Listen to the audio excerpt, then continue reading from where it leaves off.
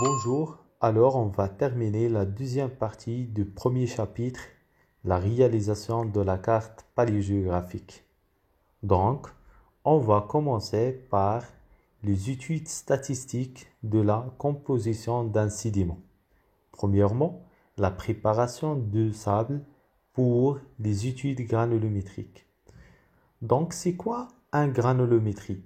La granulométrie, c'est l'analyse de la distribution statistique des classes des particules élémentaires d'un sable ou bien d'un sédiment de façon générale, et ceci grâce au tri par tamisage. Alors, on va choisir dans cette étude granulométrique le sable comme exemple du sédiment, car il contient des particules de quartz, qui est caractérisée par sa dureté élevée. Une remarque. On voit dans le tableau plusieurs types de sable classés selon leur diamètre. On trouve premièrement les sables très fins, qui ont un diamètre compris entre 0,063 et 0,125.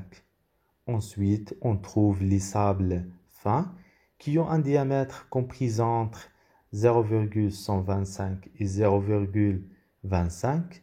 Puis, on a les sables moyens. Puis, on a les sables grossiers. Et finalement, on trouve les sables très grossiers qui ont un diamètre compris entre 1 et 2 mm. Maintenant, on va passer aux étapes d'étude statistique ou bien granulométrique d'un échantillon de sable. Les étapes sont les suivantes. Premièrement, préparation du sable. Alors, on va mettre l'échantillon de sable à étudier dans un tamis. Puis, on va laver l'échantillon avec de l'eau pour éliminer l'argile et l'élément. Ensuite, on va ajouter de l'acide chlorhydrique pour éliminer le calcaire. Puis, on va ajouter aussi l'eau oxygénée pour éliminer la matière organique. Et finalement, on va le sécher. Deuxièmement, tri des grains de quartz. Alors, on va mettre 100 g de sédiment lavé et séché sur le tamis supérieur d'une série de tamis, emboîtés les uns dans les autres. Les diamètres des mailles des tamis sont décroissants de haut vers le bas. On a 2 mm pour le tamis supérieur et 1/16 mm pour le tamis inférieur. Ensuite, on va agiter les tamis par vibration circulaire et aussi verticale pendant presque 15 minutes, ce qui permet la répartition des grains de sable sur les différents tamis.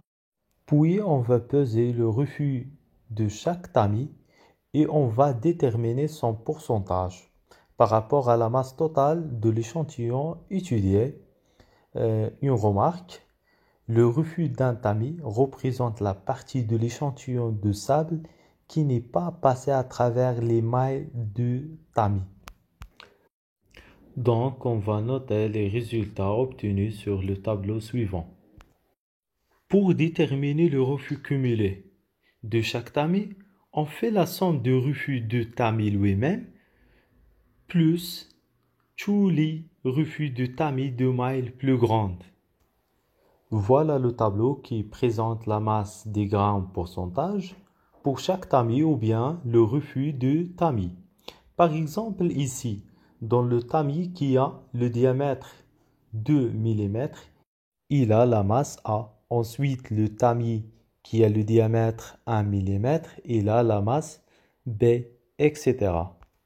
Pour déterminer la cumulée du premier tamis, qui a un diamètre des mailles 2 mm, on va écrire seulement A. Ça veut dire le pourcentage de masse des grains de premier tamis. Et pour le deuxième tamis, on va faire la somme de pourcentage de masse de premier tamis plus le pourcentage de masse de deuxième tamis. Donc, on va écrire seulement A plus B, etc. pour les autres tamis. Bon, je vous donne un exemple pour mieux comprendre. Dans cet exemple, on va voir comment transformer la masse en grammes en masse en pourcentage. Premièrement, on a la masse totale de sable égale 150 grammes. Donc, 150 grammes représente 100% de sable. Par exemple, on a le refus de tamis qui a un diamètre d'émail 1,25 mm qui égale 9 grammes. Alors, on va transformer 9 grammes en pourcentage. Donc, on utilise la règle de 3. On a 150 grammes représente 100% et 9 grammes représente X. Donc, on va chercher la valeur de X. Donc, 150 fois X égale 9 fois 100. Alors, X égale 9 fois 100 divisé sur 150. Et finalement, on a X égale 6%. Et on va continuer comme ça avec les autres refus de tamis pour remplir le tableau suivant. Alors, c'est la fin de la deuxième partie du premier chapitre. J'espère que vous comprenez bien et à la prochaine vidéo où je vais terminer la troisième partie du même chapitre.